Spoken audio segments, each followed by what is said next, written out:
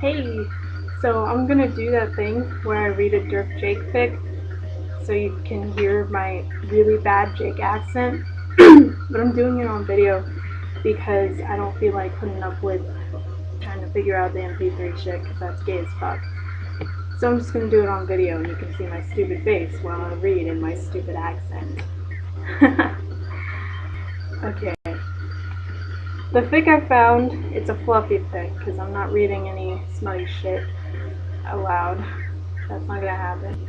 I've never read this one before, so this is gonna be a surprise to everybody involved. Hopefully it won't suck, but it's called Spoons by Chochi. I think it's Chochi. I don't know. Alright, here we go. You're always Little Spoon. It's a little infuriating at first, because you're still trying to get over the part where he confessed to you and kissed you while you were still in shock and took your breath right out of your lungs. All things that were, like being the big spoon, supposed to be your job. You had everything planned out, damn it. In the unlikely as hell event that he reciprocated, you intended to wear the metaphorical pants in the relationship. So far, he is doing a very good job of reminding you that Jake English and thoughtful plans mix about as well as oil and water. You try not to go down without a fight for the sake of your pride, but it's hard. Loving a charming idiot for years, thinking it would never happen, and then suddenly finding yourself in a position to be irritated about who goes where when we cuddle.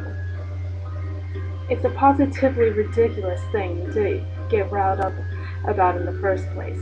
You acknowledge this. You also acknowledge that it is really fucking hard to stay riled up when the charming idiot in question has his arms wrapped around you from behind, kissing and nuzzling at your hair as he hums along with the ending theme to the overdone adventure movie he picked out for the night.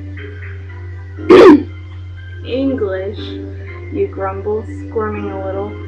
English, I'm not a puppy or a kitten or any inane cute thing for you to fawn over. I'm a man, and I request to be treated as such. He rests his chin on your shoulder with a snort. I do not believe for 1 second that you are not enjoying this. You open your mouth to spout off your ironic comeback, realize you don't have one, and shut your mouth again. Jake snickers and presses a light, chaste kiss to your jaw. You're perfectly ridiculous, Dirk. Shut up, you say. You have to stretch a bit to get the TV remote since you couldn't move from Jake's lap if you wanted to.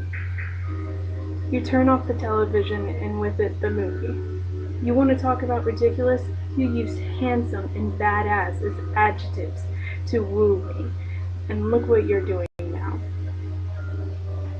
For the amount of complaining you're doing, you're certainly smiling an awful lot more than usual, he remarks.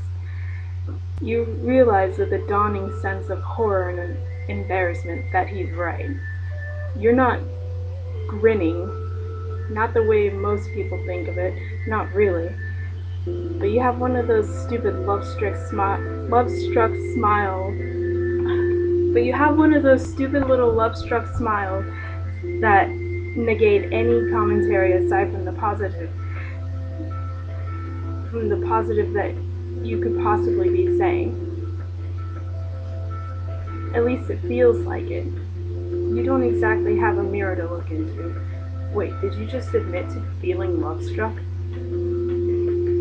We ought to get to bed, you say, to change the subject. Jake lets his head drop back onto your shoulder with a little whine. Can't we just sleep on the couch, just for tonight?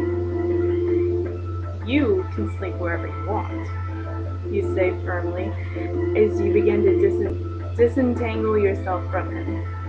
But I have no intention to subject my back to that. He sighs dramatically and then suddenly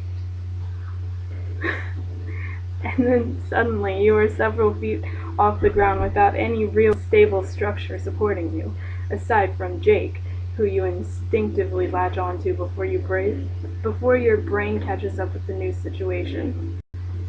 He's already walking down the hallway before you can escape. English, you protest. He hums in acknowledgement. There is absolutely no reason for you to be carrying me bridal style to the bedroom. I have a perfectly fine functioning set of legs. I know, he laughs, nudging the door open with his foot. I just didn't want to stop holding you, you know? This is an insult to my manly pride, dude. You're already clad in pajamas, so he just dumps you on the half-made sheets and crawls up next to you, smiling and shaking his head. Your manly pride doesn't let you let your boyfriend love on you? What? You plant one hand firmly over his mouth when he tries to lean in for a kiss. Don't interrupt me when I'm talking to you, you loser. Trying to be the operative word in that sentence. Wait. Oh, trying being the operative word in that sentence, he drawls. He gives he gives up on the kiss and settles down against your back, one arm tucked under your head and the other draped around your waist. You manage to kick the blankets up until they're suitably close enough for you to arrange them both over you. Then prop yourself up on one elbow so you can put your shades and his glasses on the bedside table. Your fingers have barely left the switch on the lamp before he's dragging you back to him, face tucked into your shoulder once again. I won't stay the chick in this relationship forever, you warn him, but it's a half-hearted mumble. He just gives you a sleepy chuckle. The arm under your head forces you to look back towards him, and he steals an open-mouthed kiss. You aren't now, either, he murmurs against your lips, and wow, that's pretty nice and romantic and heart-meltingly charming, you guess. We're both boys. Well, you keep treating me like a girl, you sigh. Not trying to, he breathes, letting your head fall back to the pillow. I mean to be showing you how much I fucking adore you. You're tired, but not tired enough that your cheeks don't immediately flush with heat, and the love-struck smile is almost definitely making a return. You wriggle around in his grip until his chest is pressed to yours, rather than his back. You recall it face to face, but it's too dark for that to really matter. You have to trace his face with your fingers to find his grin again, but when you do, you brush your lips against it as sweetly as you dare. Fine, you whisper, but I get to be the goddamn big spoon every once in a while. He laughs almost silently, but just these bursts of warm air against your face with exhilaration. I don't know, fuck. With each exhalation? Whatever. I wouldn't have it any other way, love. You trade a few more kisses, he with more breathless laughter and you murmuring affectionate insults. Somehow you find yourself with your head cradled between his neck and shoulder, the arm under you curled up so he can stroke your hair. Night, babe, you say finally as you let your eyelids flutter closed. Night, he echoes, pressing one last kiss to your forehead before you both drift off into sleep, wrapped in each other's arms and warmth and love. That was actually a really cute fic. I'm very pleased. Not pleased how I fumbled half the words, but oh well. Yeah, my Jake accent's really bad, as you could tell. It's terrible. It's probably an insult to anybody that actually has an English accent. And for that, I apologize.